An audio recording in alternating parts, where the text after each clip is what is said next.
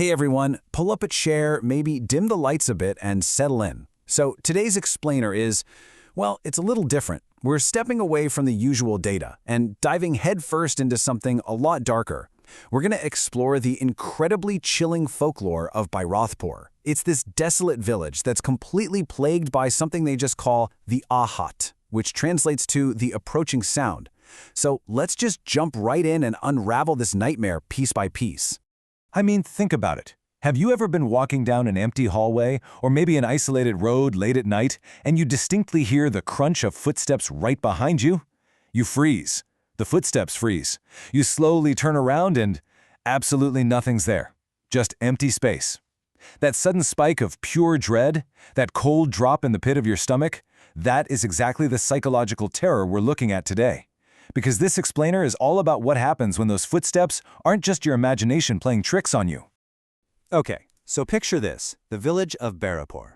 The absolute second the sun dips below the horizon, the streets are completely dead, totally deserted. And why? Because none of the locals will go anywhere near the old, ruined Haveli. This massive, decaying mansion sitting right at the edge of town. It just looms there. You've got this freezing cold wind violently whipping through the shattered windows, making this constant hissing sound. The villagers swear an unseen entity haunts the grounds. But you know how urban legends work, right? There's literally always someone brave, or let's be honest, foolish enough to test the boundaries. Now, this curse didn't just explode overnight. It actually started with 3 specific people who basically dared to trigger it. First up was Rena. Her friends dared her to go inside the Haveli, and she just laughed it off. You know, ghosts aren't real, that whole thing. But once she was inside, her flashlight sweeps across this rotting wall, and she sees something truly terrifying. Her own shadow, sure, but then a second totally distinct shadow moving right next to hers. She bolted, obviously, but those unseen footsteps, they followed her all the way home. Then you have Rahu, the local barber. He's walking home from his shop, passes this dark pond, and boom, relentless footsteps right behind him. And finally, Anirudh. He's this super skeptical schoolteacher, but even he hears the undeniable thud of heavy boots pacing behind him on a completely empty road. The entity wasn't just haunting the house anymore. It had locked onto a hunting pattern. And things escalated fast. It wasn't just sounds anymore. While Raghu was desperately trying to outrun those footsteps near the pond, a ghostly white figure literally materialized right in front of him. We're talking glowing, piercing green eyes, and it whispered this bone-chilling threat. Raghu, your time has come. You won't escape. Just imagine hearing that. The encounter was so utterly horrifying that by the very next day, the villagers found Raghu just wandering the streets. His mind was completely gone. He was entirely driven to madness, just constantly muttering about the footsteps coming to drag him away. But the terror didn't stop with just those 3. The curse started spreading through the village like wildfire. Literally no one was safe. Take Savita, for example. She's just out in her courtyard lighting a lamp, right? Suddenly a freak gust of wind blows it out, pitch black. And out of the dark, a woman in a black sari with wild, unkempt hair appears and whispers that someone is coming for her. Or what about Amar? He's driving an empty bus down a deserted road, glances in his rearview mirror, and sees a man in white clothes sitting in the very back row. But the man's face is completely blurred out, just featureless. The entity was adapting. The manifestations were getting way more aggressive and way more creative. So obviously the villagers try to fight back. Mohan, the local priest, bravely marches right up to the Haveli to perform a cleansing ritual. He's hoping to just grant this restless spirit some peace. But as he's chanting his mantras, the sound of massive, heavy footsteps starts echoing down the stone stairs. An iron chain hanging in the ruins suddenly starts violently swinging on its own. And then the ultimate terrifying message appears, written in fresh blood right on the ruined wall. Escaping the footsteps is impossible. Yeah. Mohan literally dropped his prayer beads and ran for his life. The spiritual defenses? Completely useless. By this point, the panic is so intense that the police actually send in a guy named DCP Arvind to investigate. Now, Arvind is your classic, fiercely rational guy. He literally laughs at the villagers, calls the whole thing baseless superstition, and arrogantly announces he's going to go into the Haveli alone at night to prove it. But man, the mansion shatters his reality really quick.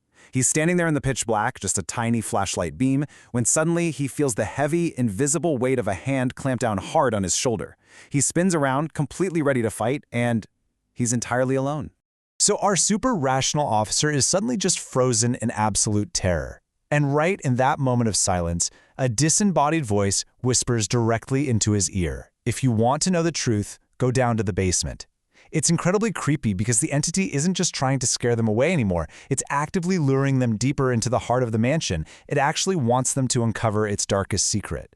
Driven by this desperate need to just end the nightmare, Rina, Anirudh, and Arvind actually team up. They head back to the Haveli at exactly midnight. They find this rusted old iron door at the very back of the property. When they push it open, the metal just groans into the silent night, and they are instantly hit by this overwhelming, foul gust of deep, rotting decay. It's awful. They slowly creep down the stairs into this freezing, damp, moss-covered basement. The silence down there is so thick and absolute, they can literally hear their own hearts pounding in their chests. Arvind's flashlight beam cuts through the gloom, and what they see is a truly terrifying tableau. There's a broken wooden stool just sitting right in the center of the room. The walls around it are heavily stained with old blood, and scrawled there is a message: "This is my curse. Whoever hears it will meet their end." And then, right from the absolute pitch-black corner of that basement, a ghostly, hazy white figure slowly begins to materialize right in front of them. The source of the footsteps was finally showing herself. The spirit reveals herself to be Lalita, the original owner of the massive Haveli, and her story is just brutal. We learn that exactly 100 years ago, her own husband, completely consumed by greed, murdered her. And he didn't just kill her, he buried her alive within the thick stone walls of that very basement. Think about that. For a century of pure agony, her desperate, muffled screams and the frantic sounds of her pacing footsteps were just trapped in the stone. And now, present day, that century of rage has awakened into this highly infectious curse, hunting literally anyone who dares to step foot in her domain. As Lalita finishes this gruesome story, she delivers one final, terrifying threat. "My curse is infinite. Whoever knows the truth cannot escape." And the very second she says those words, the entire basement violently reacts. The walls start shaking like a massive earthquake just hit. Dirt and chunks of moss are raining down from the ceiling. And worst of all, that sickening crunch of heavy footsteps suddenly surrounds the group from all sides. It's coming from above them, below them, right next to their ears. The sound is completely closing in for the kill. Pure panic sets in. The group barely manages to scramble up those rotting stairs and flee the collapsing basement out into the night air. Once they're out, Arvind comes up with a truly desperate plan. They figure the only way to break the physical anchor of this ghost is to burn the entire Haveli straight to the ground. They're hoping the intense fire will basically purify Lalita's trapped remains. So they do it. By the next morning, the mansion is nothing but a pile of smoking rubble, and the whole village gathers around for this massive collective prayer ceremony to finally bring peace back to their home. And for a brief moment, there's actually hope. The village of Bhairavpur finally gets a night of peaceful, unbroken silence. It really seems like the nightmare is over. But, well, a few nights later, Rina is just sitting alone, studying in her bedroom. The window is shut tight, locked. But suddenly, this freezing cold wind just sweeps right through her room. She completely freezes. And from the darkest corner of her own supposedly safe bedroom, she hears it. The slow, deliberate crunch of footsteps. The entity did not burn with the mansion. That's the real, chilling truth of this whole explainer. Destroying the physical Haveli meant absolutely nothing.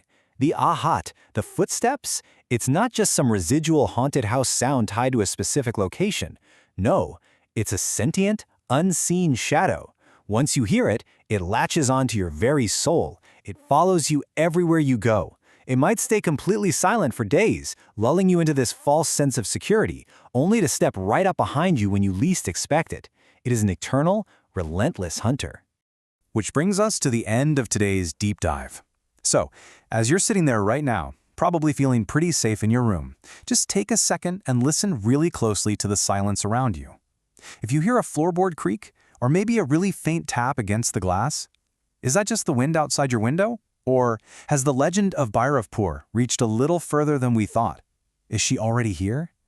Stay safe out there, everyone, and really try not to look over your shoulder.